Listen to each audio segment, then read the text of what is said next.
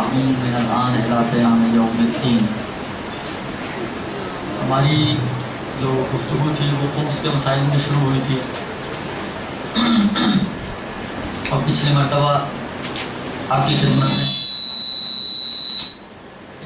عرض کی آپ کی خدمت میں کہ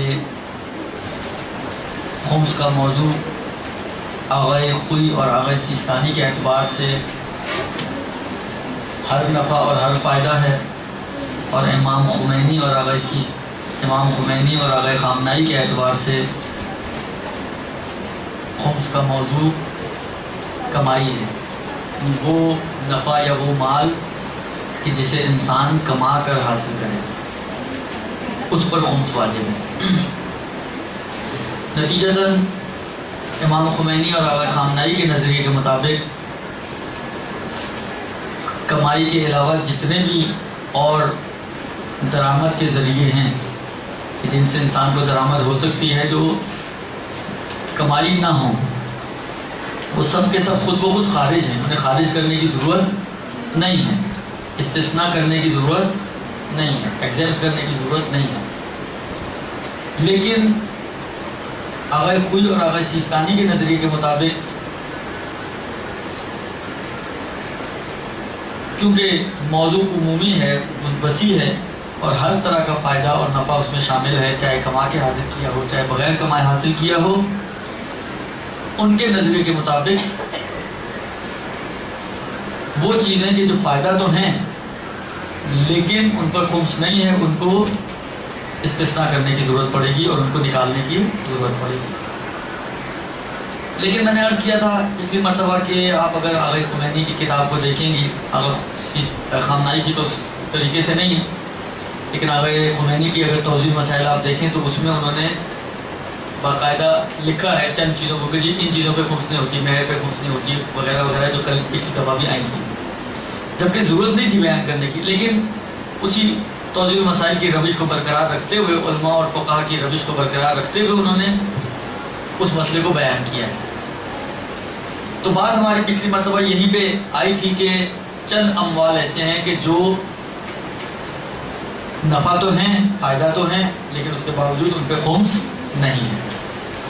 مہر کا مال، اس پہ خمس نہیں ہے، یہ گزر چکا۔ طلاق خل کا عوض، اس پر خمس نہیں ہے، یہ گزر چکا۔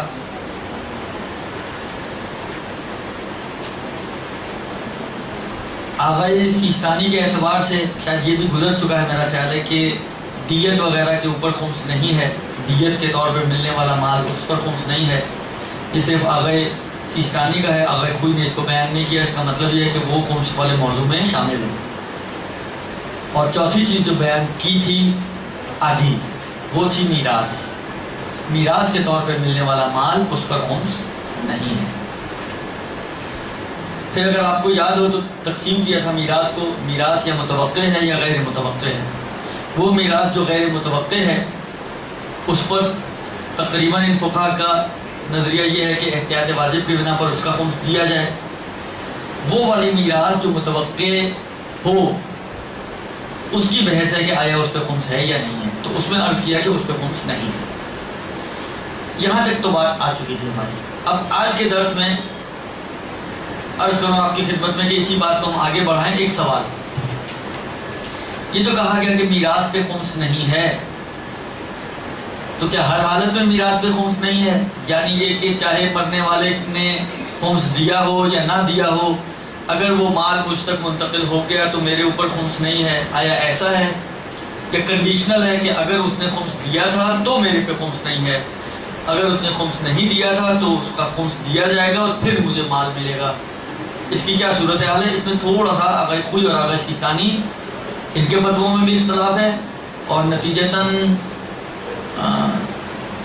امام خمینی اور آغائے خامنائی کو اس مسئلے میں آغائے خوئی کے ساتھ ہے، یعنی ان تین کا نظریہ تقریباً ایک جیسا ہے۔ آغائے خوئی، امام خمینی اور آغائے خامنائی، اور آغائے سیستانی کا تھوڑا سا مختلف۔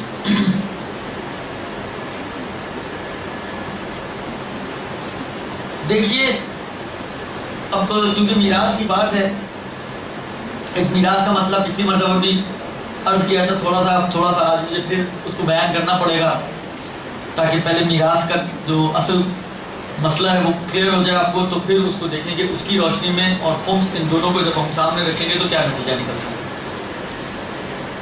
میراث کے چیپٹر میں فقہاء نے یہ مطلب بیان فرمایا ہے کہ جیسے ہی ایک شخص کا انتقال ہوتا ہے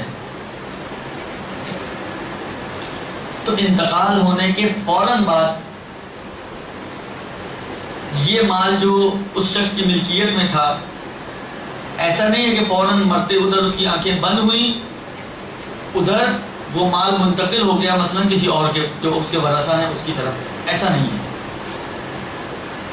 بلکہ اس مال کی نسبت پہلے کچھ رسپانسبلٹیز ہیں، کچھ ذمہ داریاں ہیں، ان کو پورا کرنے کے بعد پھر جو مال بچتا ہے وہ ان وارثوں کی طرف منتقل ہوتا ہے۔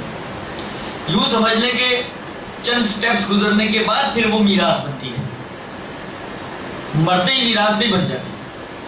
درست؟ مثلا کیا؟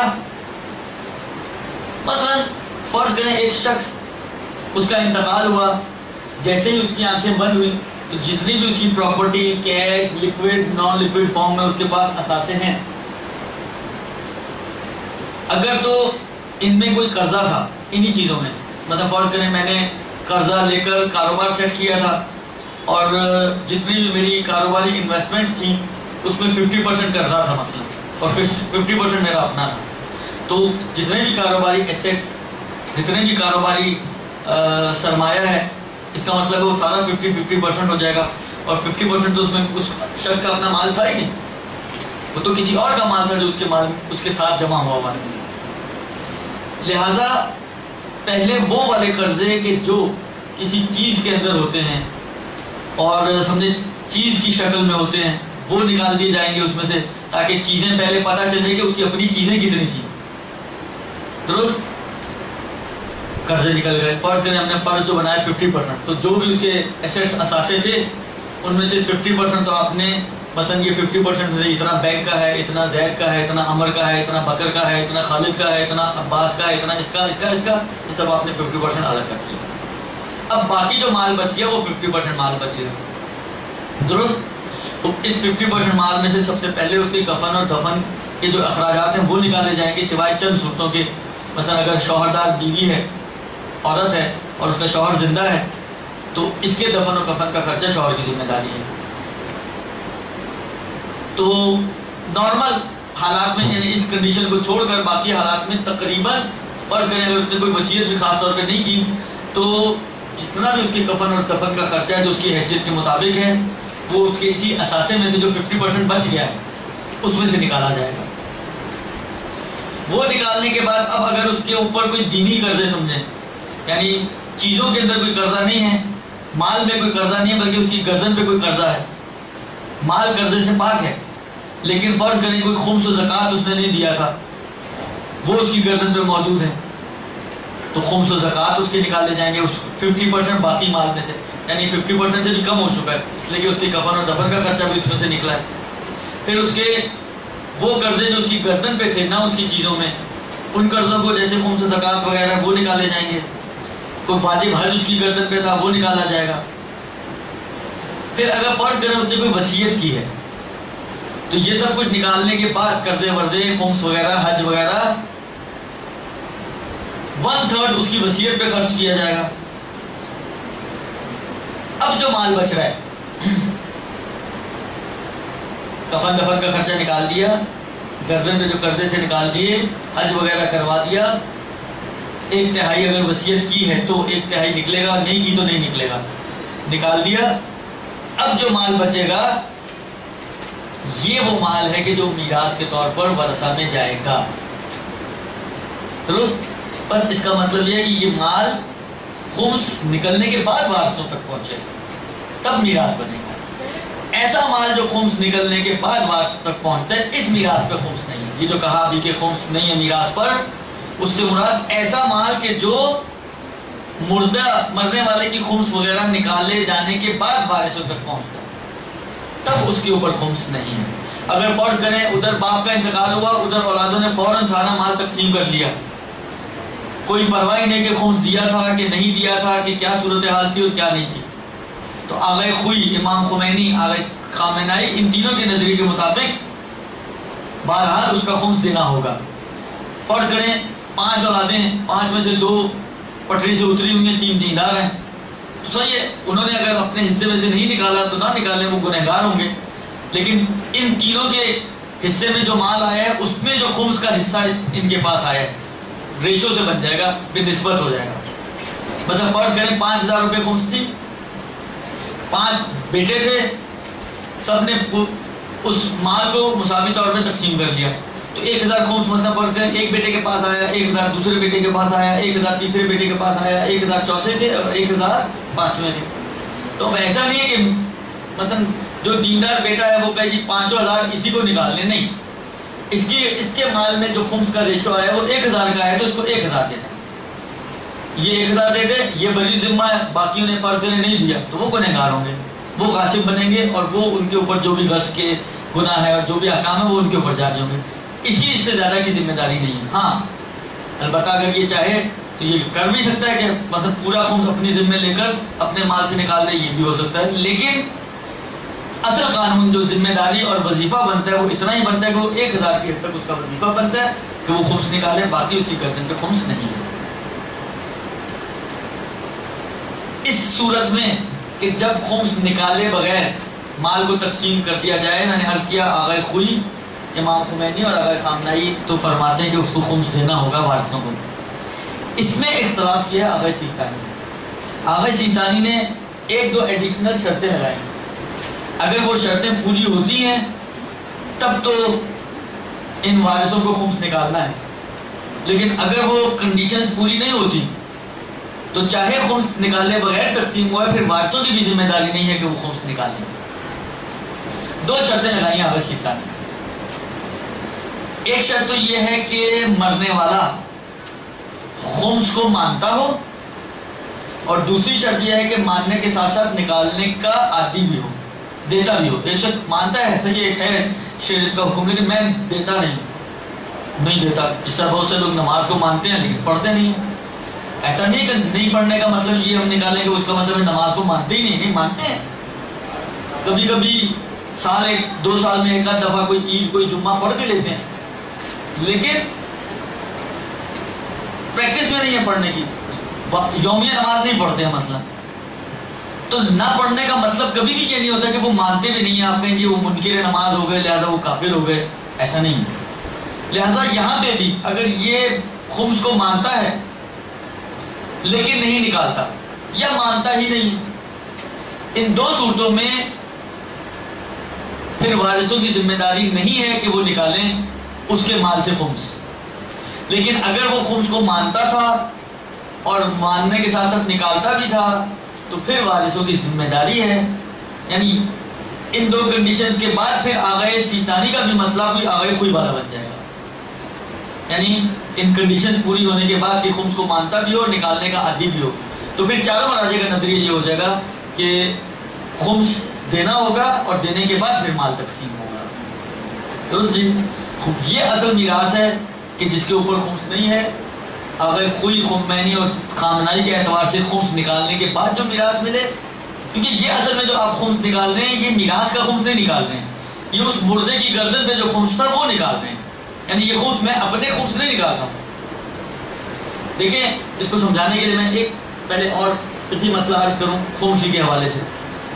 خمس میں ایک مسئلہ یہ بھی ہے، مثلا فرض کریں یہ موبائل میرے والد کا ہے، انہوں نے خریدا اور خمس کی ڈیٹ آ گئی، استعمال نہیں ہو سکا، انہوں نے اس کا خمس نکال دیا. خمس نکالنے کے بعد فرض کریں انہوں نے دیکھا مثلا مجھے ضرورت تھی، انہوں نے یہ مجھے گفٹ کر دیا. خمس نکالنے کے بعد جو انہوں نے مجھے گفٹ کیا ہے، تو آیا اب سوال یہ کہ اگر فرض کریں سال تک میں بھی یوز نہ کروں تو میرے اوپر دوبارہ خمس ہوگا یا نہیں ہوگا؟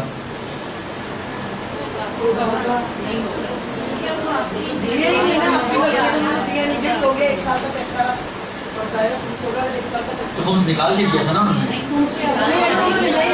نہیں، خمس پھر سے سنیں، جوش میں ہوش نہیں ہوتا اور جذبات سے مسائل حل نہیں ہوتے. پہلے ٹھنڈے دل سے غور کریں اور سنیں. یہ ایک موبائل میرے والد کا تھا، انہوں نے خریدا، ڈیٹ آنے تک یوز نہیں کیا، خمس ان پہ واجب ہو گیا، انہوں نے خمس دے دیا اور خمس دینے کے بعد انہوں نے پھر اس موبائل کو مجھے گفٹ کر دیا، اور 1 سال تک میرے پاس بھی بغیر استعمال کے پڑا رہا. تو مجھ پر خمس واجب ہے یا واجب نہیں ہے؟ ہاں، اگر سیستانی کے نظریے کا ہاں، قانون یہ ہوتا ہے کہ جب بھی ملکیت چینج ہوتی ہے تو میٹر زیرو ہو جاتا ہے آپ کا. درست؟ میٹر زیرو ہونے کا مطلب یہ ہے کہ یہ اب آپ کی ملکیت کا حساب شروع ہو گیا اس پہ. تو آپ کی ملکیت کے اندر یہ 1 سال تک رہا اور استعمال نہیں کیا تو خمس تو دینا پڑے گا آپ کو، زیادہ اس پہ خمس دینا پڑے گا. اصل قانون یہ ہوتا ہے. درست؟ یہ میں نے اس لیے سمجھایا کہ کسی کے ذہن میں ممکن ہے یہ سوال ابھرے کہ جناب جب آپ کہہ رہے ہیں کہ میراث پہ خمس نہیں ہوتی تو پھر یہ تو آپ نے خمس بنا دی میراث کے اوپر، یہ تو خمس ہو گئی. اس مسئلے سے اس کو سمجھیں. اب آپ وہ جو خمس دیا ہے وہ باپ کا خمس دیا ہے اس نے، مرنے والے کا. اب جب یہ میرے پاس منتقل ہوئے تو آج سے یہ میری ملکیت میں آئے. آج سے جب یہ میری ملکیت میں آئے، اب 1 سال اگر یہ پڑا رہے تو خمس ہوگا یا نہیں ہوگا؟ اگر یہ میراث تھی تو خمس نہیں ہوگا. میراث کی بات کر رہا ہوں میں. درست؟ نہیں سمجھ میں آئی؟ دیکھیں، یہ جو میں نے عرض کیا کہ یہ جو میں نے کیا فقہ نے بیان فرمایا کہ جی میراث پر خمس نہیں ہے. جس طریقے سے ابھی ہم نے مسئلہ پڑھا تو اس پہ تو خمس ہو گئی میراث پر، یعنی مرنے کے بعد جو بھی مال اس نے چھوڑا پہلے اس کا خمس نکالنا ہے اور پھر وہ تقسیم ہو گئے تو بس خمس تو آ گئی اس مال پر. یہ اصل میں میراث کی خمس نہیں ہے، یہ اس کے قرضے سے جو آپ نے اتارے ہیں.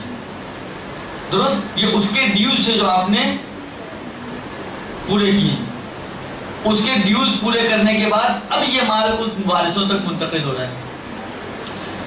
اگر یہ گفٹ کے طور پہ منتقل ہوتا، دیکھیں اس کو اگر آپ یوں سمجھیں، دیکھیں ایک شے زید کی، ٹھیک ہے، زید پر میرے باپ کا نام ہے. 2 صورتیں، ایک دفعہ یہ تحفہ دیکھا آپ کو، ایک دفعہ میراث ملتی ہے آپ کو. اس کی ملکیت کی چیز ہے، اس نے تحفہ دیا، آپ کی ملکیت ہو گئی. درست؟ ملکیت چینج ہو گئی. اس تحفے پر اگر 1 سال پڑا رہے خمس ہوگا. درست؟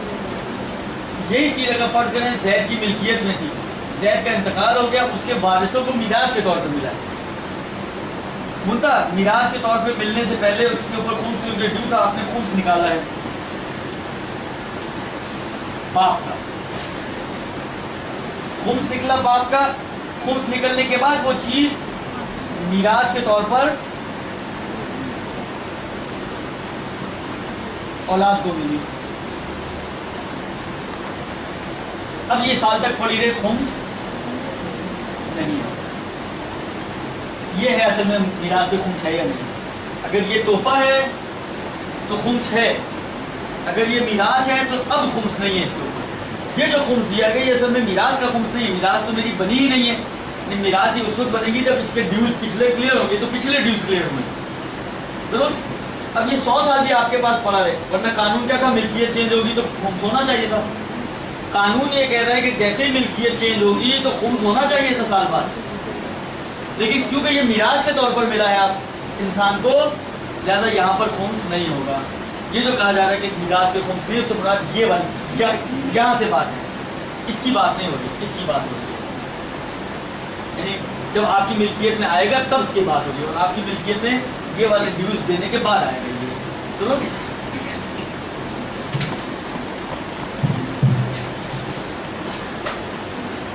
بس میراث پہ خمس نہیں، یعنی اس کنڈیشن میں کہ جب وہ آپ کے پاس آ چکی ہے اور پچھلے ڈیوز نکل چکے ہیں، اب وہ آپ کی ملکیت بن رہا ہے. اب جب آپ کی ملکیت بنا ہے تو اب اس کے اوپر خمس، اب وہ یہاں سے خمس ایکسنٹڈ ہو جائے گا. چاہے ملکیت چینج ہونے کی وجہ سے اس کا میٹر زیرو ہو جاتا تھا، لیکن یہاں پر زیرو نہیں ہوگا. اس کے اوپر فرض کریں چاہے اس نے خود دیا ہو چاہے آپ نے اس کا خمس دیا ہو، ایک ٹیگ لگ گیا خمس پیڈ کا، تو یہ ٹیگ سمجھے اس کا چلتا رہے گا یہاں تک کہ یہ 100 سال بھی اگر مال آپ کے پاس پڑا رہے تو اس پہ خمس نہیں ہے.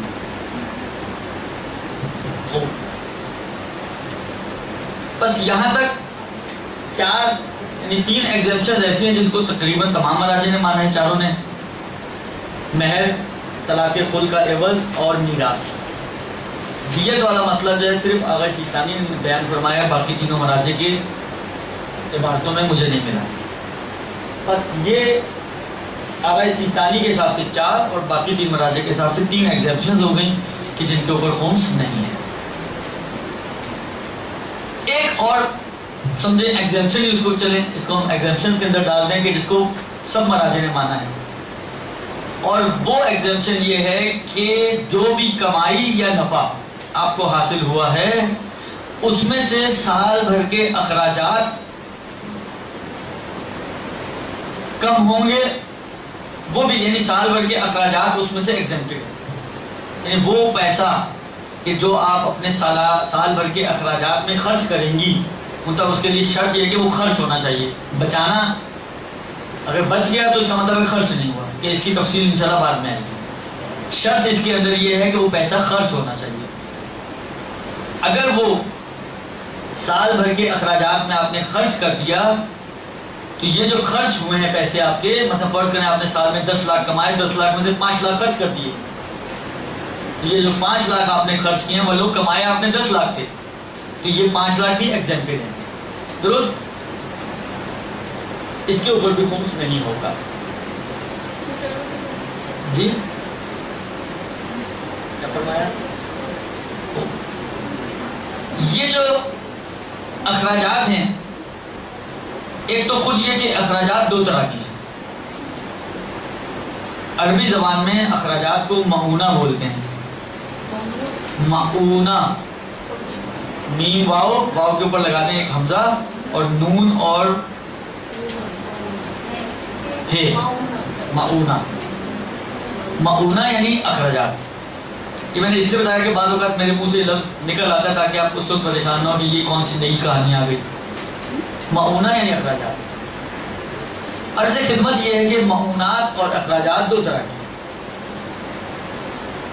ایک اخراجات وہ ہوتے ہیں کہ جو انسان نفع کمانے کے لیے کرتا ہے، مطلب فرض کریں میں بزنس مین آدمی ہوں، بزنس کرنے کے لیے آپ کو مثلا فرض کریں ایک شاپ کی ضرورت ہے، آپ نے اس کو کرائے پر لیا ہے، ایک آفس لیا کرائے پر، تو اس کا کرایہ اخراجات کا حصہ آپ کا۔ اچھا وہاں پر آپ کو ایک چپڑاسی کی ضرورت ہے، ایک پیون کو بٹھانا آپ نے، اس کی تنخواہ اخراجات کا حصہ ہے۔ وہاں پر آپ کو مثلا فرض کریں سٹاف کی ضرورت ہے، 4 5 6 8 10 12 جیسا آپ کا کام، جیسی آپ کی ضرورت، اور جو بھی آپ سٹاف رکھیں گی ان کی تنخواہیں اخراجات کا حصہ ہے۔ مہمان آتے ہیں، ان کی آؤ بھگت کی جاتی ہے، کوئی چائے، کوئی پانی، کوئی لسی، کوئی کچھ، یہ جتنا بھی اخراجات جو ہوتے ہیں یہ سارے کام کیوں کرتا ہے انسان؟ یہ جو مہمان وہاں پر آتے ہیں کوئی اس کا رشتہ لینے تو نہیں آ رہے ہیں، یہ مہمان جو آتے ہیں نارملی اس کے کاروباری مہمان ہیں، کوئی میٹنگ ہے، کوئی مطلب فرض کریں کوئی چیزیں دیکھنے آیا ہے، کوئی ان کی مطلب بکلیٹس دیکھے گا کہ آپ کیا بیچ رہے ہیں، کیا نہیں بیچ رہے ہیں، کیا کر رہے ہیں، کیا نہیں کر رہے ہیں، کوئی چیز سمجھ میں آئے گا، کوئی آرڈر دے گا کوئی، تو یہ اس کے کاروباری مہمان ہیں۔ تو یہ سارے خرچے کرتا ہے ان کو گھیرنے کے لیے، اچھی سروسز دیتا ہے، یہ جو سروسز انسان دیتا ہے یہ سارے اسی لیے کہ گاہک بھاگ نہ جائے اس کے پاس سے۔ یہ جتنے بھی اخراجات کرتا ہے جو نفع کمانے کے لیے کرتا ہے، سارے کے سارے اس کے اخراجات کا حصہ ہے۔ ان کو کہتے ہیں کمائی والے اخراجات، یوں سمجھتے ہیں کمائی کے اخراجات، یہ نفع کمانے کے لیے جو اخراجات کرتے ہیں۔ ایک اس کے مقابل میں دوسری قسم اخراجات کی وہ ہے کہ جو انسان اپنا گھر چلانے کے لیے کرتا ہے، جو اس کے گھریلو اخراجات ہوتے ہیں، ذاتی اخراجات، پرسنل ایکسپینسز ہوتے ہیں اس کے۔ مثلا فرض کریں اگر شادی شدہ ہے، بیوی بچے ہیں اس کے، تو ان کا کھانا پینا، رہنا سہنا، اور جو گھر میں دوسرے 10,000 طرح کے اخراجات ہوتے ہیں، کہیں آنا ہے، کہیں جانا ہے، کوئی مہمانی ہے، کوئی مر گیا، کوئی جی گیا، جتنے بھی اخراجات ہوتے ہیں، کوئی بچوں کی شادیاں کرتی ہیں، کوئی گھومنے پھرنے جانا ہے، اپنی شان و حیثیت کے ساتھ یہ شرطیں بھی آ رہی ہیں۔ خلاصہ یہ کہ ذاتی اخراجات پلس کاروباری اخراجات، یہ 2 طرح کے اخراجات ہیں، اور یہ دونوں اس کو مائنس کرنے کا حق ہے۔ یعنی جو بھی نفع اس نے کمایا ہے اس نفع میں سے اپنے ذاتی اخراجات سال بھر کے اور اپنے کاروباری اخراجات سال بھر کے، ان دونوں کو مائنس کرنے کے بعد جو بچے گا تو وہ اس کا نیٹ پروفٹ ہوگا. آپ میں سے جن بچوں نے یہ پڑھی ہیں اکاؤنٹس وغیرہ ٹائپ کی چیزیں، تو ایک ہوتا ہے گراس پروفٹ اور ایک ہوتا ہے نیٹ پروفٹ. گراس پروفٹ کیا ہوتا ہے؟ مائنس ہونے سے پہلے. فرض کریں آپ نے ایک چیز بیچی ہے، مثلا ایک شپمنٹ ہوئی ہے آپ کی 15 لاکھ روپے کی، یہ 15 لاکھ تو سارا آپ کا پروفٹ تو نہیں ہے اس کے اندر. تو ابھی جب تک آپ مائنس نہیں کرتی ہیں ایکسپینسز تو جو بھی پروفٹ ہے وہ کہلاتا ہے گراس پروفٹ. لیکن جب آپ حساب کتاب کرنے بیٹھی بھائی اس 15 لاکھ جو میں نے کمائی کی ہے، اس کمائی میں سے میرا اپنا مثلا فرض کریں سرمایہ کتنا تھا، چیز کتنے کی آپ نے دی ہے، پلس کتنے اس کے اوپر ایکسپینسز آئے ہیں وغیرہ وغیرہ وغیرہ، اس کو آپ نے جب اس پہاڑ کو کھودنا شروع کیا تو نیچے سے نکلے 10,000 روپے آپ کا پروفٹ. یہ آپ کا نیٹ پروفٹ ہے. درست اسی طرح پورے سال کے اندر یہ سلسلہ چلتا رہتا ہے. تو ایک یہ جو نیٹ پروفٹ ہے یہ خمس کے متعلق خمس ہوتا ہے، کراس پروفٹ متعلق خمس نہیں ہوتا. خمس جس کے اوپر تعلق پیدا کرتی ہے اور جس چیز کا جس مال کا خمس دینا ہوتا ہے وہ آپ کا نیٹ پروفٹ ہے. لہذا اس نیٹ پروفٹ تک پہنچنے کے لیے آپ اپنے پرسنل ایکسپینسز پلس اپنے بزنس ایکسپینسز یہ سارے مائنس کرنے کے بعد آپ جو بچے گا تو وہ آپ کا نیٹ پروفٹ ہے. اس کا آپ کو 5واں حصہ خمس کے طور پر وَإِنَّ لِلَّهِ خُمُسَهُ اللہ اور اللہ کے رسول کو اور اس کی آل تک پہنچانا پڑے گا. یہ جو ایکسپینسز ہیں چاہے کاروباری ایکسپینسز ہوں چاہے آپ کے ذاتی ایکسپینسز ہوں، ان کی کچھ شرائط ہیں. پہلی شرط یہ ہے کہ یہ ایکسپینسز آپ کی حیثیت کے مطابق ہونے چاہیے. چادر سے زیادہ پیر نہ پھیلائیں. شریعت انہی خرچوں کو آپ کا جینون خرچہ سمجھتا ہے کہ جو آپ نے اپنی حیثیت کے مطابق کیا ہے. اچھا، اس کے باوجود کہ شریعت بہت سی چیزوں کو مانتی نہیں ہے، مثلا یہ طبقات اور یہ حیثیات، جی یہ اپر کلاس کا ہے اور یہ لوور کلاس کا ہے، یہ مڈل کلاس کا ہے، یہ اپر لوور کا ہے، یہ جتنے بھی ہمارے معاشرتی اور معاشرے کے اعتبار سے جو طبقے بنتے ہیں، اگرچہ شریعت ان کو قبول تو نہیں کرتی، لہذا ان کے اوپر ایک خط بطلان کھینچ دیا گیا اور یہ کہہ دیا گیا کہ اِنَّ أَكْرَمَكُمْ عِنْدَ اللَّهِ اتقاکم. تو ایک موچی اگر انتہائی باتقوا انسان ہے تو وہ زیادہ خدا کی بارگاہ میں صاحب کرم و عزت ہے اس سیٹھ کی نسبت جو بالکل ہی بے دین ہے اور جس کا دین و ایمان ہی کچھ نہیں ہے، جس کا دین و ایمان اس کا مال ہے. مثلا خود دونوں کو اگر آپ معاشرے کے اندر پیش کریں تو معاشرہ بالکل الٹا ہے. معاشرے کے لیے جو عزت و مقام و مرتبہ ہے وہ اس مالدار کا ہے، اور یہ موچی اصل اس کو انسان بھی نہیں سمجھتا. انسان سمجھنا بھی بڑا مشکل ہے اس معاشرے کے لیے. لہٰذا اگر فرض کریں کسی کی بیٹی کے لیے کسی کی موچی کا رشتہ آ جائے تو ہم تو چاہے جتنا بڑا دیندار ابو ذر کیوں نہ ہو وہ اپنے زمانے کا، لیکن اگر موچی ہے تو ہم کہیں گے نہیں ہم تو شادی نہیں کرتے. جبکہ ختم مرتبہ صلی اللہ علیہ وآلہ وسلم کی روایت ہی ہے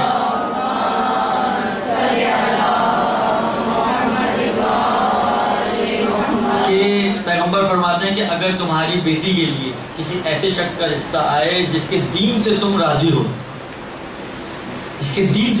ہو، اور تم اس کی اگر شادی نہیں کرو گے تو ایسے فساد میں زمین مبتلا ہو جائے گی کہ جس کا جبران اور تلافی نہیں کی جا سکتی. مفہوم ہے حدیث کا، ظاہراً توضیح المسائل میں دی ہوئی ہے، حدیث نکاح کے چیپٹر میں آپ دیکھ لیجیے گا. درست. تو کہنے کا مقصد یہ ہے کہ اصل چیز دین ہے، نہ جمال ہے نہ مال ہے. اصل چیز جو شریعت نے کرائٹیریا آپ کو دیا ہے وہ دین کا کرائٹیریا دیا ہے.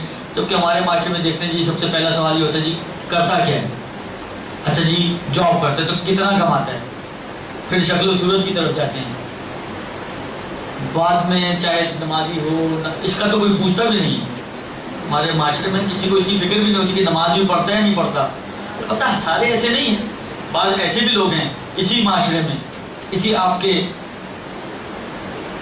کراچی میں، کہ جو اتنے حساس ہیں. مثلا ایک صاحب کا مجھے فون آیا، جناب میری بیٹی کے لیے رشتہ آیا ہے، منتہا لڑکا جو ہے بینک کی نوکری کرتا ہے، اور بینک کی نوکری میں آپ کو پتہ ہے کیلو کال تو ہے، صحیح ہے، ذاتی طور پہ تو حرام نہیں ہے، لیکن کم شعبے ایسے ہیں کہ جہاں پر وہ بچا رہے. اور کہیں آج بچے ہوئے شعبے میں کل کو ٹرانسفر ہو گئی کیش ڈپارٹمنٹ میں چلا گیا تو پھر کیا ہوگا؟ تو اس کا مشورے کے لیے فون آیا تھا کہ آپ کا کیا مشورہ، میں ایسے ایسے کرتا ہوں اپنی بیٹی کی شادی. تو بعض ہیں تو اتنے دیندار ہیں کہ وہ اس کو بھی دیکھتے ہیں کہ بالآخر بعد میں ہماری بیٹی کسی حرام میں مبتلا نہ ہو جائے یا حرام غذا میں مبتلا نہ ہو جائے. اور بعض ایسے ہیں جن کو پتہ ہی نہیں ہوتا کہ کیا ہو رہا ہے اور کیا نہیں ہو رہا، کما رہے ٹھیک ہے 50,000 تنخواہ ہے بس صحیح ہے باقی سب چلے گا. اور پھر بعد میں پریشان بھی ہوتے ہیں ایسے لوگ. ایسا نہیں کہ پریشان نہیں ہوتے، وہ بعد میں کتنے کیسز ایسے آتے ہیں کہ جی شادی کر دی تھی، بعد میں پتہ چل جی وہ لڑکا تو ڈرنک کرتا ہے. تو آپ بھگتے ہیں، پہلے دیکھا نہیں آپ نے اس کے دین کو، پہلے اس کے مال کو دیکھا. اب وہ اپنے مال کو استعمال کر رہا ہے تو آپ کو پریشانی ہے کہ یہ غلط جگہوں پہ استعمال کر رہا ہے. خیر، تو عرض خدمت یہ ہے کہ آپ کی حیثیت کے مطابق ہونا چاہیے. وہی خرچہ جینون خرچہ ہے اور شریعت اس کو خمس سے ایگزمپٹ کرتی ہے. لہذا اگر کسی نے حیثیت سے بڑھ کے خرچ کیا ہے تو وہ جو زائد مقدار اس نے حیثیت سے بڑھ کے خرچ کیا ولو اسراف نہیں بھی ہوا، اسراف کی شرط الگ ہے، وہ بھی آ رہی ہے. دیکھیں میں آپ کی خدمت میں عرض کروں، یہاں پر امام خمینی کا تھوڑا ڈفرینٹ اور سخت مسئلہ ہے. یہ جو میں بات کر رہا ہوں ابھی آغای خوئی اور آغای سیستانی کے اعتبار سے بات کر رہا ہوں. اس میں آغای خامنائی کا مجھے نہیں معلوم، لیکن امام خمینی کا خود بخود آغای خامنائی کے لیے بھی اپلیکیبل ہو جائے گا. امام خمینی کا اس میں بھی سخت ہے، حیثیت سے بڑھ کر لیکن اسراف نہ ہو. یہ کیسے ہو سکتا ہے اس کی مثال میں پہلے حیثیت کو سمجھاؤں آپ کو کہ حیثیت کا تعین کیسے ہوگا. دیکھیں شریعت نے اس کا کوئی کرائٹیریا نہیں دیا، کوئی علامت نہیں بتائی. ایک بچوں کا ایک پتہ نہیں کارٹون تھا کیا تھا، شاید آپ لوگوں نے بہت سی بچیاں دیکھتی ہیں، بہت سے بڑے بھی کہتے کارٹون شوق سے دیکھتے ہیں. پینوکیو کے نام کا ایک آتا تھا، اس میں وہ جھوٹ بولتا تو اس کی ناک لمبی ہو جاتی. اب ایسا کوئی شریعت کے پاس کوئی کرائٹیریا نہیں جس نے اس حیثیت سے بڑھ کر خرچہ کیا تو اس کی سینگ نکل آئیں گے، ایسا کچھ نہیں. وہ عام نارمل انسان ہی رہے گا. پھر کیسے پتا چلے حیثیت سے بڑھ کر کیا یا نہیں کیا؟ میں نے کہا شریعت نے کوئی کرائٹیریا اس کا نہیں دیا، معیار عرف ہے، عرف طے کرے گا کہ یہ خرچہ آپ نے اپنی حیثیت سے بڑھ کر کیا یا اپنی حیثیت کے مطابق کیا. اب عرف کے پاس کیا کرائٹیریا، یہ بہت ہی میں کہہ رہا ہوں یہ کوئی شرعی چیز نہیں ہے، یہ ایک عوامی چیز ہے. اس کو شریعت کا رنگ مت سمجھیے گا اور دیجیے گا، صرف سمجھانے کے لیے آپ کو بتا رہا ہوں کہ یہ عوامی. ممکن ہے ہم یہ کہیں کہ عرف سے اگر آپ پوچھیں تو عرف کے پاس کیا معیار ہے تو عرف کے اندر یہ ایک معیار ہو. مطلب فرض کریں میں اپنی مثال میں ہوں، مثلا آپ کو پتہ جی میں مدرسے میں پڑھاتا ہوں، مدرسوں میں کیا تنخواہیں ہوتی ہیں ابھی آپ کو اندازہ ہے. اب میں بتاؤں گا نہیں کہ کیا ہے لیکن یہ اندازہ آپ کو خوب. پھر یہ کہ درسوں سے مثلا فرض کریں کہ کیا ملتا ہوگا، کیا ہے کیا نہیں. بلاخر ایک انسان ہے، ہم لوگ تو ماشاءاللہ اپنے سے زیادہ دوسروں کی فکر میں رہتے ہیں، ہم تو اس قوم میں سے. تو ایک اندازہ لگا لیا آپ نے جناب یہ مولانا صاحب مثلا مہینے کے اتنا کماتے ہوں گے. ایک ذہن میں آپ کے ایک لیول آ گیا. اب فرض کریں ایک خرچہ میں نے کیا، مثلا فرض کریں کہ ایک ٹوٹی پھوٹی گاڑی لے لی. آپ نے کہا کہ یار چلو اتنا کما رہے ہیں اتنا تو شاید ہو سکتا ہے، کوئی آپ کی آنکھیں باہر نہیں آئیں. وہ ایک اور کارٹون آتا تھا ماسک، آج سارے کارٹون یہی آ جائیں گے، اس میں یہی ہوتا تھا اس کی آنکھیں باہر آ جاتی تھیں. سمجھے یہ معیار ہے. اگر آپ نے کوئی خرچہ ایسا کیا جو آپ کی حیثیت سے بڑھ کر ہے تو اگر سمجھے عوام کی آنکھیں ماسک کی طرح باہر آ جائیں تو اس کا مطلب سمجھے کہیں دال میں کالا ہو گیا، کچھ گڑبڑ آپ نے کی ہے. لیکن اگر وہ بڑی آسانی سے تحمل کر لے اور کوئی بدہضمی نہ ہو، عوام کو بات چیت سن رہا ہو کہ یار اس کی تو اتنی حیثیت نہیں، یہ تو کماتا نہیں اتنا جتنا اس نے خرچہ کیا. مثلا میری بیٹی کی شادی ہو، میں اپنی بیٹی کی شادی کے اوپر مثلا فرض کریں، مجھے تو یہ بھی نہیں پتا یہاں پہ سب سے اچھا لون کون سا ہے، کون سا ہے سب سے اچھا لون؟ لون کے کپڑوں کی بات نہیں کر رہا ہوں، شادی لون کی بات کر رہا ہوں.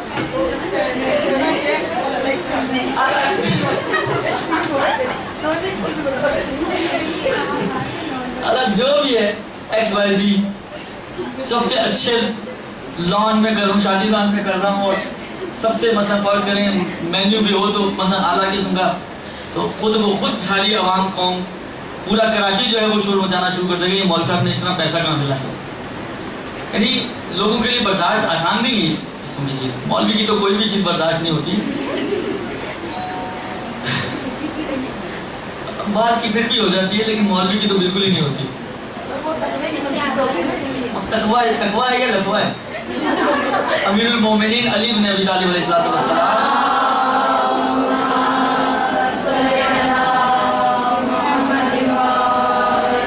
بڑی پیاری کلام ہے میرے مولا کا، واقعاً بہترین چیز ہے، امام الکلام ہے. مولا کہتے ہیں کہ زہد یہ نہیں کہ انسان کسی چیز کا مالک نہ ہو، زہد یہ ہے کہ کوئی چیز اس کی مالک نہ بنے. کشتی جب تک دریا کے اوپر ہے وہ کبھی غرق نہیں ہوتی ہے. غرق اس وقت ہوتی ہے جب پانی اس کے اندر آنا شروع ہوتا ہے. یہی چیز ہے، یعنی جب دنیا ایک عالم کے دل میں آ جائے تو سمجھیں اس کی کشتی غرق ہے. لیکن اگر وہ اس دنیا میں رہتے ہوئے اس کشتی کی طرح ہے کہ جس کا جو اس پانی کے اوپر تو ہے، پانی اس کے اندر نہیں ہے، کبھی بھی اس کی کشتی غرق نہیں ہوگی. لہذا زہد اس کا نام نہیں ہے. 5ویں امام، 6ٹھے امام، بعض اوقات 7ویں امام، ان کے واقعات میں آپ دیکھیں شاہانہ لباس پہن کے گھوم رہے تھے. کسی نے اعتراض کیا ان پر، جس طرح بھی انہوں نے فرمایا. کسی نے ان پہ بھی اعتراض کیا کہ مولا یہ تو آپ کو زیب نہیں دیتا کہ آپ اتنا شاہانہ اور بہترین لباس پہن کے آپ گھوم پھر رہے ہیں. تو مولا نے کہا کہ یہ میں آپ ہی لوگوں کے لیے پہنا رہا ہوں. اندر سے کھول کے دکھایا یہ اندر جو لباس ہے یہ میرا لباس ہے.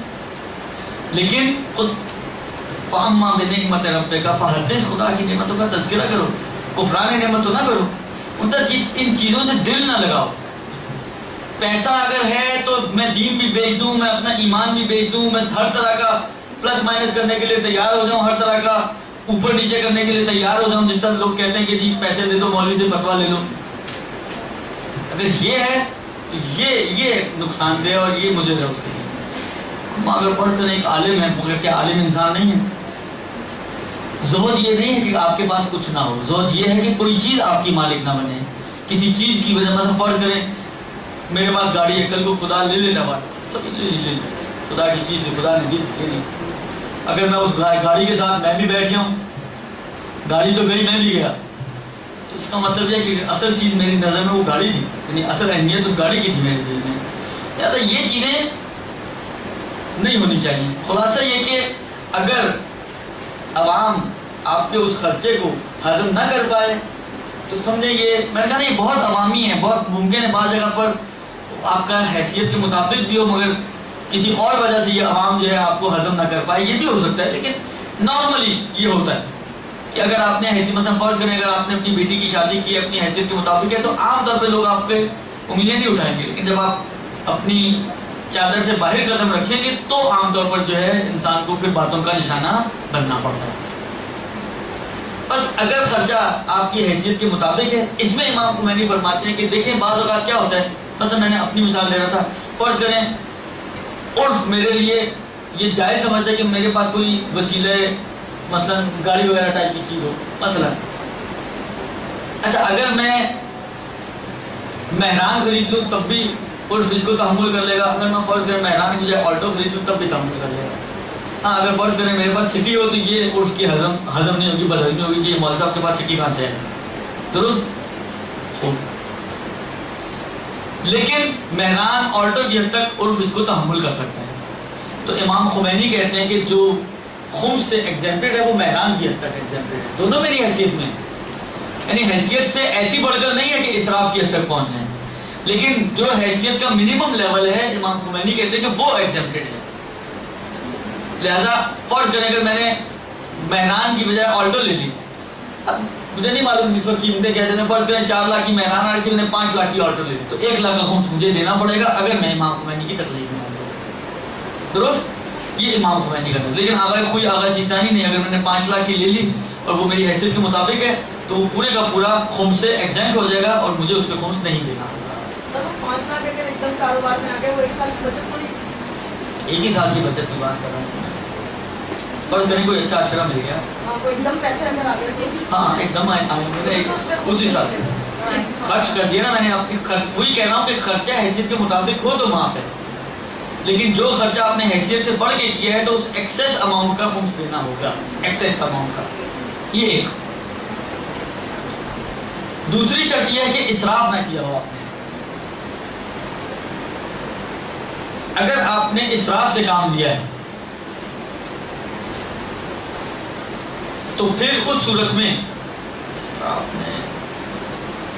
اسراف کا مطلب ہے کہ حیثیت سے بھی بڑھ گیا آپ کے، اور وہی والی بات جہاں پر مثلا 1000 روپیہ خرچ کرنا تھا آپ نے 5000 خرچ کر ڈالے، اسراف سے یہ مراد ہے۔ تو اگر آپ نے اسراف کیا ہے، اسراف کی صورت میں آبائے تینوں کا ظاہر نظریہ یہی ہے کہ اسراف کی صورت میں یہ مال آپ کو خمس اس کا دینا ہوگا جو آپ نے اسراف کے طور پہ خرچ کیا ہے۔ خرچہ اس وقت ایگزیمپٹڈ ہے کہ جب اسراف نہ ہو، اگر اسراف ہوا ہے تو وہ خرچہ پھر ایگزیمپٹڈ نہیں ہے۔ اس کے بعد تیسری شرط یہ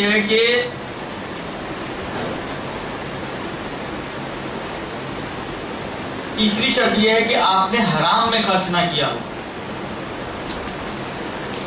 اگر آپ نے کوئی خرچہ ایسا ہے کہ جسے حرام میں خرچ کیا ہے تو پھر اس کا بھی خمس دینا ہوگا۔ مثلا فرض کریں جس طرح آپ نے گانوں کی کیسٹ لے لی، سی ڈی لے لی، کوئی فلم کی ایسی سی ڈی لے لی کہ جو حرام فلم ہو، کوئی میگزین ایسا لے لیا جو حرام ہو۔ خلاصہ اگر حرام خرچہ کیا ہے آپ نے تو وہ حرام اماؤنٹ جو حرام چیز میں خرچ ہوئی ہے اس کا بھی خمس دینا ہوگا۔ یہ خرچہ بھی آپ کا شریعت کی نگاہ میں خرچہ نہیں ہے۔ بس نتیجتاً ان تین شرطوں کے ساتھ چاہے کاروباری خرچے ہوں چاہے ذاتی خرچے ہوں، اگر وہ آپ کی حیثیت کے مطابق ہے، اسراف نہیں ہے، حرام میں خرچ نہیں ہوا، تو وہ ایکسپینسز آپ کے معاف ہیں۔ لیکن اگر وہ اس کے علاوہ ہے تو اس میں پھر خمس آئے گا۔ بعض صورتوں میں صرف ایکسیس اماؤنٹ کی، بعض صورتوں میں پوری اماؤنٹ کی۔ ایک اور شرط ایکسپینسز کے لیے یہ ہے کہ ان ایکسپینسز میں وہ خرچ ہونا چاہیے۔ اگر آپ نے ایکسپینسز کے لیے الگ کیا ہے تو پھر وہ ایگزیمپٹڈ نہیں ہے خمس سے، چاہے کرنا تھا اپنے خرچ۔ مطلب فرض کریں میں نے اپنے پورے سال کی اسسمنٹ کی کہ پورے سال میں میرا کتنا خرچہ ہوتا ہے، ذاتی خرچہ مثلا میں نے دیکھا جناب پورے سال میں میرا مثلا سے 3 لاکھ روپے خرچ ہوتا ہے، میں نے 3 لاکھ اٹھا کے الگ کر دیجیے میرے سالانہ خرچہ ہے۔ تو یہ الگ کرنے کی وجہ سے اس پہ اب آپ کہیں گے اب اس پہ خمس واجب نہیں، ایسا نہیں۔ اس پورے سال میں 3 لاکھ میں سے جو خرچ ہو گیا وہ معاف ان شرائط کے ساتھ، لیکن جو بچ جائے گا اس کا خمس دینا ہوگا۔ آپ کہیں گے یہ تو میرے سال کا خرچہ ہے تو میں نے اپنی ہنرمندی سے یا میری بیوی نے اپنی ہنرمندی سے بچایا ہے، ایسی ہنرمندیاں ویسے بیویاں ہی کرتی ہیں، درست؟ جی ہاں بالکل صحیح فرما رہی ہیں۔ ایک خاتون یہی کہیں درس میں آتی تھی، انہوں نے ایک دفعہ مجھ سے مسئلہ پوچھا کہ میرے پاس 10 لاکھ روپے اس پہ خمس ہوگا، میں نے کہا آیا کہاں سے؟ پہلے یہ ہوتا وہ اس لیے میں نے پوچھا تھا آیا کہاں سے، آپ نے دیکھا مطلب تحفے پہ خمس نہیں ہے، میراث پہ خمس نہیں ہے، تو یہ دیکھنے کے لیے کہ آیا خمس اس کے اوپر اپلیکیبل ہے یا نہیں ہے۔ کہتے ہیں شوہر کی جیب کاٹی ہے، تو اتنی جیبیں بھی کٹتی ہیں کہ 10 لاکھ تک پہنچ جائے، تو گھر تو اسی طرح بنتے ہیں خوب۔ اب یہ تو ہمیں نہیں پتا کہ وہ حلال کماتا تھا یا حرام کماتا تھا، ہم کیوں سمجھے کہ وہ حرام کماتا تھا؟ کیوں نہ اس نے ذہن رکھے کہ حلال ہی کماتا ہو، تو بتا جو حرام کی راہیں نکال سکتے حلال کی بھی تو راہیں نکال سکتے۔ جی ہاں حرام نہیں، حرام کی بات اور ہے، وہ بات کا مسئلہ ہے۔ خلاصہ یہ کہ وہ مال آپ کا بالفعل یعنی خرچ ہونا چاہیے، جو خرچ ہو گیا آپ کے اخراجات میں وہ خمس سے معاف ہے، جو بچ گیا وہ خمس سے معاف نہیں ہے، درست؟ بس یہ ہو گئی آپ کی آغائے خمینی خوئی خامنائی کے حساب سے چوتھی اور آغائے سیستانی کے حساب سے 5ویں ایگزمپشن کہ اخراجات ان شرائط کے ساتھ جو ابھی آپ کی خدمت میں نے عرض کیے، یہ تمام اخراجات جو ہیں یہ بھی ایگزمپٹ ہیں اور اس کے اوپر خمس واجب نہیں ہے۔ استعمال کا معیار کہ یہ انشاءاللہ اس دفعہ تو نہیں، میرا خیال ہے اگلی دفعہ آئے گا۔ اس دفعہ ابھی ایک اور مسئلہ جو بھی بیان کرنا ہے وہ یہ کہ یہ بات آئی اسی اخراجات کے اندر کہ سال بھر کے خرچے، سال بھر کے خرچے آپ نکال سکتے ہو۔ سال کا کرائٹیریا کیا ہے؟ سال کب سے شروع ہوگا، کب ختم ہوگا؟ سال کی ابتدا آیا ضروری ہے کہ ہم کوئی ڈیٹ فکس کریں نہیں کریں؟ تاریخ کے حوالے سے ایک دو چیزیں اس میں اختلاف ہے. ایک نظریہ امام خمینی اور آغا خامنائی کا ہے، ایک نظریہ آغا خوئی کا ہے، اور ایک نظریہ آغا سیستانی کا. یعنی گویا اس چیپٹر میں اس مسئلے میں 3 نظریات ہیں الگ الگ. البتہ جو تیسرا نظریہ ہے وہ اتنا الگ نہیں ہے. تیسرا نظریہ انہی 2 کو مرج کر کے بنایا گیا ہے، یعنی انہی 2 سے اخذ شدہ ہے. تو اصل نظریے 2 ہیں. ایک وہ جس کی طرف آغا خوئی گئے ہیں، ایک وہ جس کی طرف امام خمینی اور آغا خامنائی گئی ہیں. ایک نظریہ ہے درمیانی نظریہ جس کو آغا سیستانی نے اپنا قبول کیا ہے، جس میں سے تھوڑا سا آغا خوئی سے لیا ہے اور تھوڑا سا آغا خمینی سے لیا انہوں نے، اور ایک تیسرے نظریے کو وجود دے دیا. آغا خوئی کیا کہتے ہیں؟ آغا خوئی کا نظریہ ایک اعتبار سے بہت اچھا ہے، بچت پیکیج ہے، درست، لیکن دوسرے اعتبار سے انتہائی مشکل کے سردرد سے بھرا ہوا. یعنی اگر کسی کو ویسے کوئی ٹینشن نہ ہو اور وہ آغا خوئی کے اس مسئلے پر عمل کرنا شروع کر دے تو بہت جلد ٹینشن کا مریض ہو جائے گا. کوئی ایسا نظریہ ہے. نظریہ کیا ہے؟ نظریہ یہ ہے کہ آغا خوئی یہ فرماتے ہیں کہ ہر نفع کا الگ الگ ساتھ، ہر نفع کا الگ الگ ساتھ. جو نفع جس وقت آپ کے ہاتھ میں ہے اس وقت سے لے کر 365 دن. مثلا فرض کریں میں کماتا ہوں، کاروباری ہوں، میں نے ایک چیز آج بیچی تو جو اس کا پروفٹ آیا ہے اس پروفٹ آج مثلا فرض کریں 28-29 مئی کو جو چیز میں نے بیچی ہے اور جو پروفٹ ملا ہے تو اگلے سال کے 29 مئی تک میرے پاس فرصت ہے اس پروفٹ کی کہ اس کا سال اگلے سال 29 مئی پہ پورا ہو جائے گا. ایک چیز میں نے 30 مئی کو بیچی ہے تو جو پروفٹ آیا ہے تو اس سے اگلے سال 30 مئی کو ختم ہوگا. ایک چیز میں نے 31 مئی کو بیچی ہے تو اس سے سال 31 مئی کو. تو یہ بس میں یہی حساب کرتا رہوں گا کہ کون سی چیز کب آئی، کب گئی، کب سال پورا ہوا. اچھا پھر اس میں آپ یہ بھی نہیں کر سکتے آغا خوئی کے نظریے میں کہ جو آپ کے ایکسپینسز ہوئے ہیں وہ اگلے پروفٹ سے نکالیں. تو یہ بھی آپ کو دھیان رکھنا پڑے گا کہ جو پچھلا پروفٹ ہے، جو خرچہ میں نے کیا وہ اتنا ہی ہو، جو پچھلا پروفٹ تھا اس سے زیادہ خرچہ ہوا ہے تو اس کو اگلے میں سے نہیں لے سکتی. ایک سردرد ہے آغا خوئی کے نظریے میں. ممتاز فائدہ اس کا سب سے بڑا یہ کہ بچت کافی ہو سکتی ہے اس میں، کیونکہ اگر آپ لمسم ایک ڈیٹ پر لگا دیں تو جو چیز آپ کو 2 دن پہلے ملی ہے آپ نے ڈیٹ پر تو خمس دے دیا تو 2 دن بعد ہی خمس دے دیا. آغا خوئی کہتے ہیں آپ اس کو ابھی 265 دن میں سے 2 دن کم کر دیں تو 263 دن ابھی اور رکھ سکتے تھے اپنے پاس. ہو سکتا ہے ان 263 دنوں میں 363 دنوں میں 265 دن ہوتا ہے 363 دنوں میں 363 دنوں میں یہ خرچ ہو جائے آپ کی چیز تو کوئی خمس ہی نہ ہو آپ کے پاس اوپر. تو بچت کا امکان تھا لیکن آپ نے اپنی جیب سے دے دیا. تو یہ آغا خوئی کے نظریے میں ہے کہ اگر آپ اس کو فالو کرنا شروع کر دیں تو اگر آپ کا عقل باقی رہ گئی اور آپ پاگل نہ ہوئی تو یہ بچت ہو جائے گی آپ کی.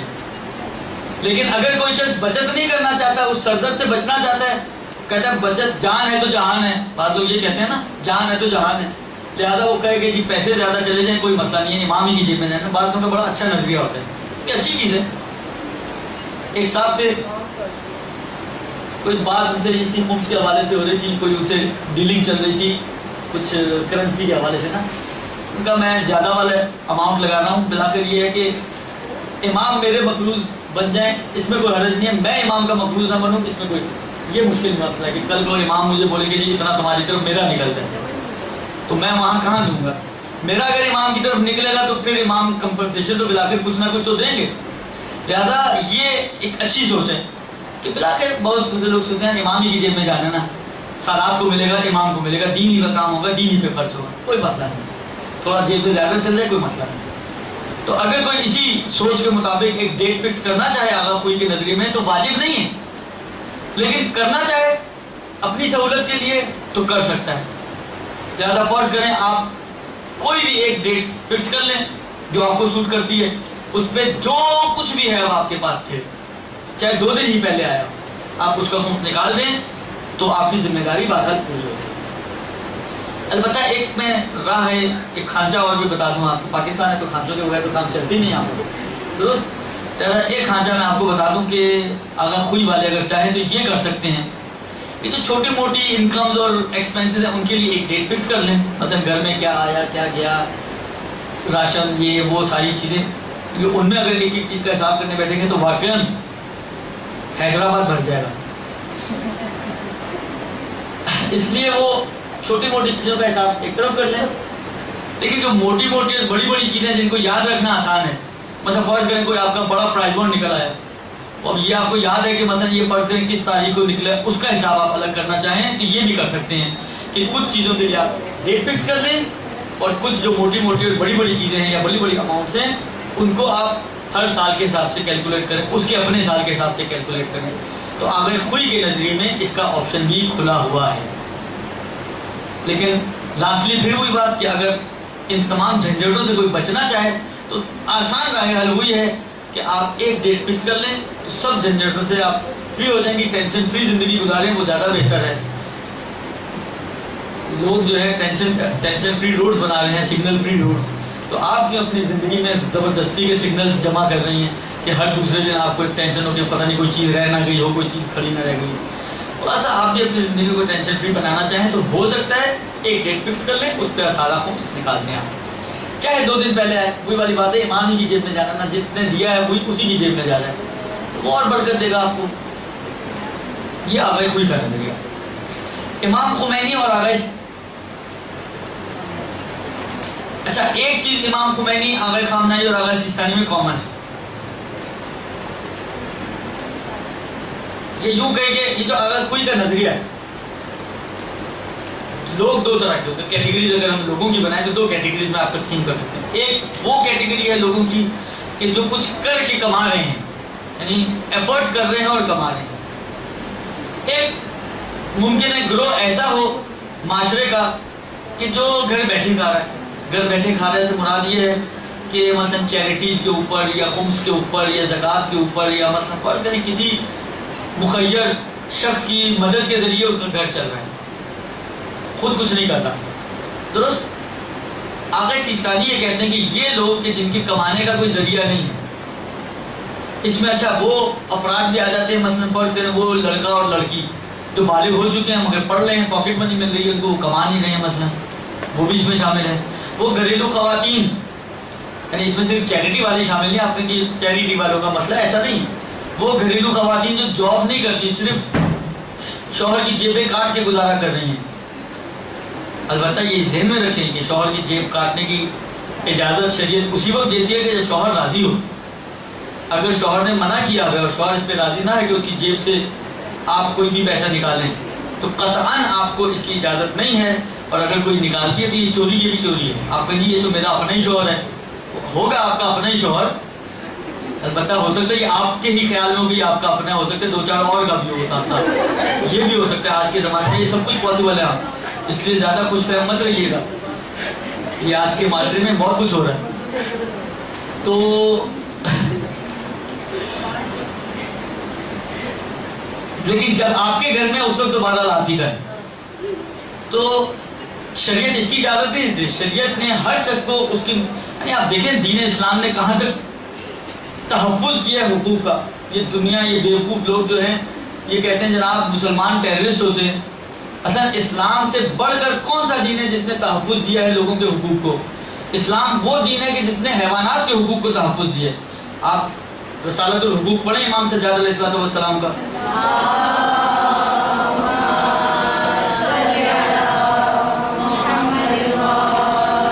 اس میں آپ دیکھیں امام نے حیوانات تک کے حقوق کو بیان کیا ہے. کون سا دین ایسا ہے کہ جو حتیٰ جو اس وقت آسمانی ادیان بھی ہیں جو اس وقت ہیں، ان میں سے کون سا دین اس وقت ایسا ہے کہ جو ان تمام حقوق کو اس طریقے سے تحفظ دیتا ہو؟ کون سا دین ہے کہ جو بچے کے مال کو اتنا تحفظ دیتا ہے کہ حتیٰ ماں باپ کو حق حاصل نہیں ہے کہ وہ بچے کے مال کو خرچ کریں، الا یہ کہ بچے کے اوپر خرچ کریں یا بچے کی مصلحت کی وجہ سے خرچ کریں.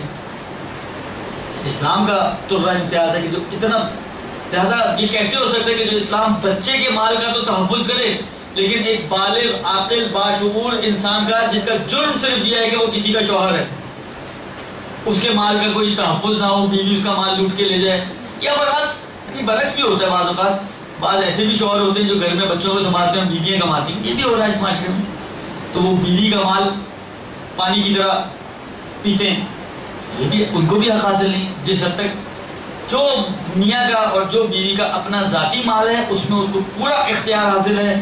وہ جس کو استعمال کی اجازت دینا چاہے وہ دے سکتی ہے، جس کو استعمال سے روکنا چاہے وہ روک سکتی ہے، چاہے وہ اس کا اپنا شوہر ہی کیوں نہ ہو. شریعت یہ کہتی ہے، یہ دینی مسئلہ ہے، شریعت کا مسئلہ ہے. لہذا نارملی یہ میوچل انڈرسٹینڈنگ ہوتی ہے کہ شوہر کو پتہ ہے کہ آج جو جیب کاٹ رہی ہے کل کو اسی گھر پہ خرچ ہونا ہے. مثلا مہینے کے آخر میں شوہر کی جیب ہو جاتی ہے خالی، تو پھر ایسے میں یہ پٹاریاں کھلتی ہیں جو بیویوں نے جمع کی ہوئی ہوتی ہیں. اس لیے کیونکہ کہنا اگر شوہر راضی ہے تو یہ ہو سکتا ہے، اگر فرض کریں وہ راضی نہیں ہے تو یہ کام نہیں ہو سکتا. کہاں سے بات ہوئی؟ سر وہ شوہر کے مطلب کوئی حق نہیں نا بیوی کے مال کی، چاہے وہ بیوی کو بھی حق نہیں شوہر کے ہاں چاہے وہ جہیز پہ لے کے آئی چاہے وہ کما رہی ہاں ایسی خواتین جو گھریلو خواتین ہیں اور کماتی نہیں ہیں، ان کا بھی آغا سیستانی کے حساب سے یہی مسئلہ ہے. گھریلو خواتین وہ بچے اور بچیاں جو کما لے رہے ہیں، پڑھ رہے ہیں، پاکٹ منی پہ گزارا کر رہے ہیں. تو میں نے مذاق میں کہا تھا کہ وہ بیویاں جو شوہر کی جیب کاٹ کے گزارا کر رہی ہیں، مراد یہ ہے کہ جو شوہر کے مثلا شوہر کے خرچے پہ زندگی گزار رہی ہیں، ہاں اس پہ ڈپینڈنٹ ہیں. یا مثلا فرض کریں کہ چیریٹی والے لوگ، ان سب کے لیے آغا سیستانی کا آغا خوئی والا مسئلہ ہے. لہذا وہ سارے آپشن جو آغا خوئی کے اندر میں نے 2 یا 3 آپشن بیان کیے، چاہے ہر چیز کو الگ الگ کیلکولیٹ کرے، چاہے سب کے لیے ایک ڈیٹ فکس کر لے، چاہے کچھ چیزوں کے لیے ایک ڈیٹ فکس کر لے، کچھ چیزوں کو الگ الگ کیلکولیٹ کرے. یہ تینوں آپشن آغا خوئی والے آغا سیستانی کے لیے بھی اس گروہ کے لیے کھلے ہیں کہ جو گروہ کمانے سے جن کا تعلق نہیں ہے. درست؟ کون سی والی بات؟ شوہروں کی جیب کاٹنے والی؟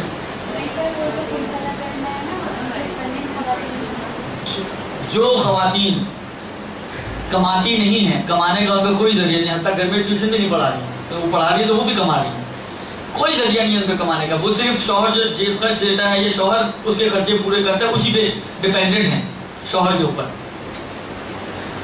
یا وہ لڑکے اور لڑکیاں کہ جو پڑھائی کر رہے ہیں، کوئی کماتے نہیں ہیں اور والدین کی پاکٹ منی پہ گزارا کر رہے ہیں، یا وہ افراد کے جو چیریٹی پہ گزارا کر رہے ہیں. ان تمام افراد کے لیے خمس کی تاریخ کا مسئلہ آغا خوئی والا ہے. آغا خوئی کا کیا مسئلہ تھا؟ آغا خوئی کا مسئلہ یہ تھا کہ جو نفع جس وقت حاصل ہوا اس دن سے اس کا سال شروع ہوگا اور اس دن سے 365 دن، تو ہر دفعے کا الگ الگ سال. یہ اصل مسئلہ تھا ان کا. لیکن اس کے لیے میں نے 3 آپشن دیا آپ کو. اصل مسئلہ تو یہی ہے کہ ہر نفع کا الگ الگ سال، نتیجتاً ہر چیز کو آپ الگ الگ کیلکولیٹ کریں. لیکن یہ جائز ہے، واجب نہیں ہے. 2 آپشن اور بھی کھولے آپ کے لیے. ایک تو یہ کہ آپ کو ایک ڈیٹ فکس کر دیں، اس سب کو اسی پہ خمس دے دیں. ایک یہ کہ آپ توڑ دیں کچھ چیزوں کو، جو چھوٹی موٹی چیزیں ان کے لیے ڈیٹ فکس کر دیں، جو موٹی موٹی چیزیں ان کے لیے الگ الگ سال بنا لیں. تو یہ بھی ہو سکتا ہے. یہ تینوں چیزیں آغا سیستانی کے اس گروہ کے لیے اپلیکیبل ہیں کہ جو گروہ کمانے سے تعلق نہیں رکھتا اور کمائے بغیر اپنی زندگی گزار رہے ہیں. اس کے مقابل میں وہ گروہ کہ جو کما کے حاصل کر رہا ہے مال، تو ان کے لیے اور آغا خامنائی اور آغا خمینی ان کے نظریے میں سب کے لیے مسئلہ یہ ہے کہ یہ گروہ جو کمانے سے تعلق رکھنے والے ہیں، کیونکہ آغا خامنائی اور آغا خمینی تو ویسے ہی کمائی کے اوپر خمس واجب سمجھتے ہیں، اور یہ کمائی اور غیر کمائی دونوں پہ سمجھتے ہیں، مگر اس کے سال کا کیلکولیشن اس کی کمائی کے حساب سے ہوگا. پھر وہ مال جو بغیر کما کے بھی اس نے حاصل کیا وہ اسی طرح کیلکولیٹ ہوگا، یعنی اسی میں ایڈجسٹ ہو جائے گا. اس کا طریقہ یہ ہے کہ اگر تو جاب کر رہے ہیں تو پہلی کمائی، پہلی تنخواہ، اور اگر کما رہا ہے یعنی کاروبار اور بزنس کر رہا ہے تو پہلا دن کمائی کا، یا سمجھے جس دن اس نے پہلی چیز بیچی ہے، درست، اس دن سے اس کا سال شروع ہوگا. اور اس دن سے جب 365 دن پورے ہو جائیں گے تو 365واں دن اس کا آخری دن ہوگا، اور اس دن اس کو کیلکولیٹ کر کے خمس نکالنی ہوگی. درست.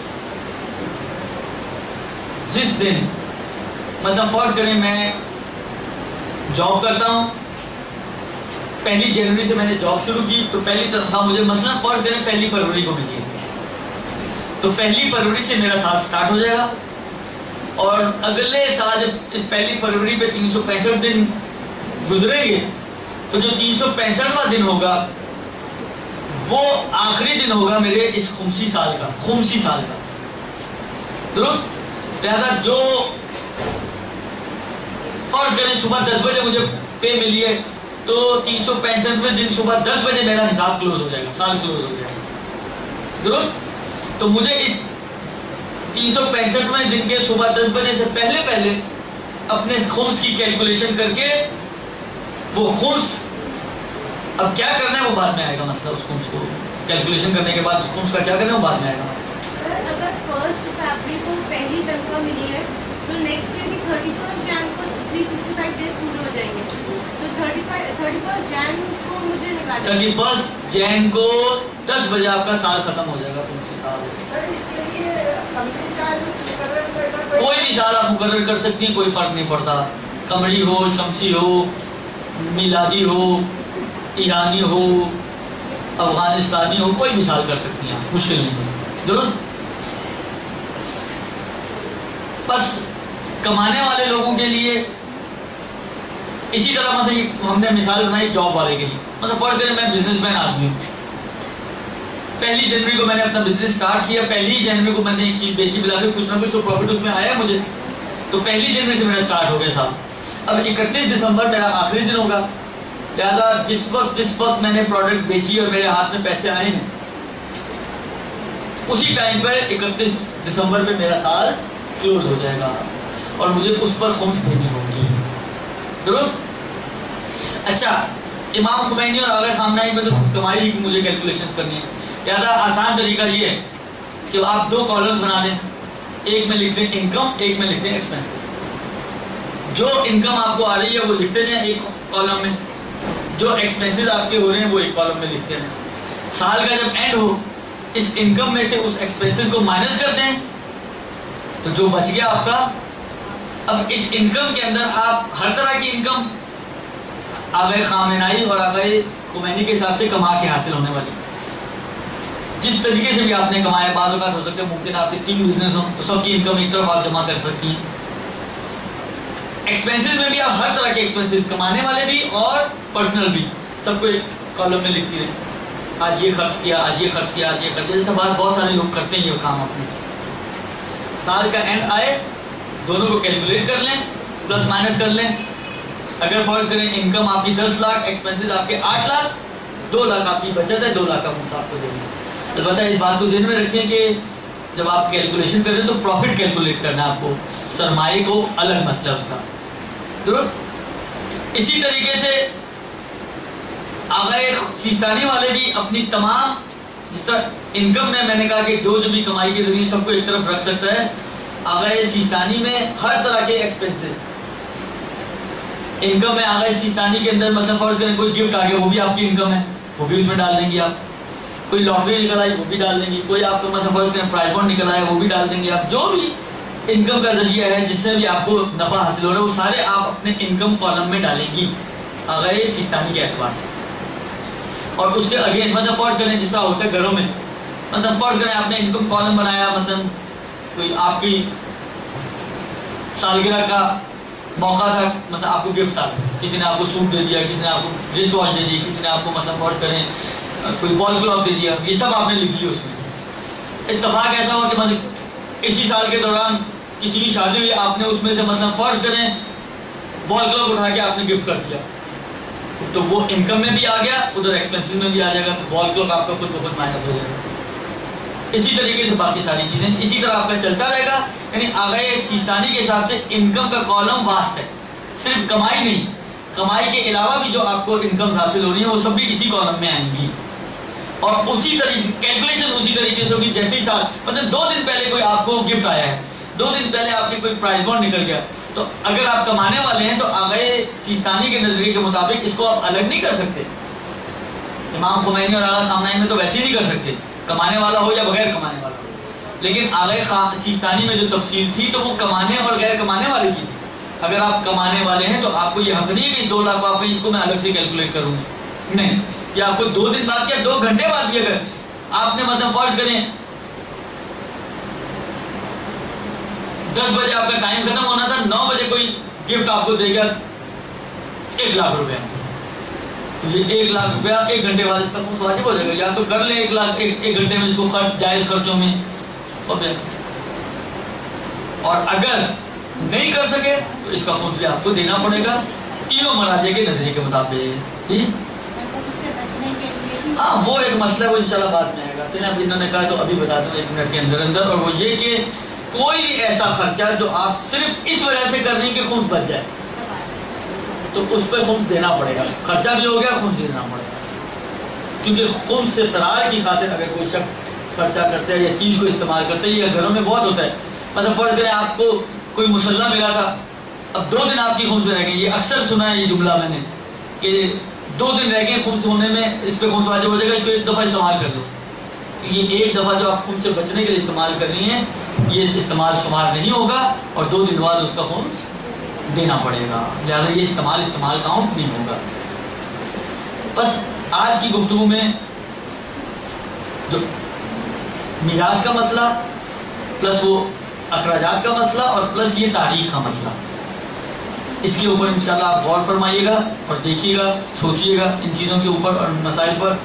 یہ جو مسئلہ ہے یہ انشاءاللہ آخر میں جب خمس کی بحث کے آخر میں پہنچیں گے تو اس وقت آئے گا، یہ مسائل آئیں گے انشاءاللہ. کوئی اور آج سے ریلیٹڈ کوئی مسئلہ ہے آپ کا جو پوچھنا چاہیں تو آج کی بات سے یا پچھلے درس سے ریلیٹڈ ہو تو آپ پوچھ لیں، ایکسٹرا چیز نہ پوچھیں.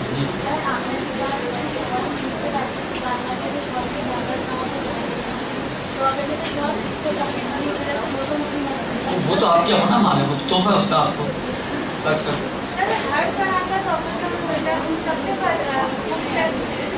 کبھی کوئی تحفہ ملتا ہے جس کی بہت زیادہ حیثیت نہیں ہوتی، کوئی چھوٹی سی. دیکھیں اگر اس کی مالیت ہے، اگر اس کی مالیت ہے، مالیت یعنی اس کی ویلیو، اور آپ اس کو بیچنا چاہیں تو اس کا کچھ نہ کچھ تو ملے گا نا. روپے 2 روپے 5 روپے 10 روپے 20 روپے 100 روپے 50 روپے جو مل رہا ہے وہ اس کی ویلیو ہے. اسی یہ انشاءاللہ یہ مسئلہ بعد میں آئے گا کہ ویلیویٹ کیسے کیا جائے گا چیز کو، یہ مسئلہ بعد میں. جہیز کا مسئلہ انشاءاللہ بعد میں آئے گا.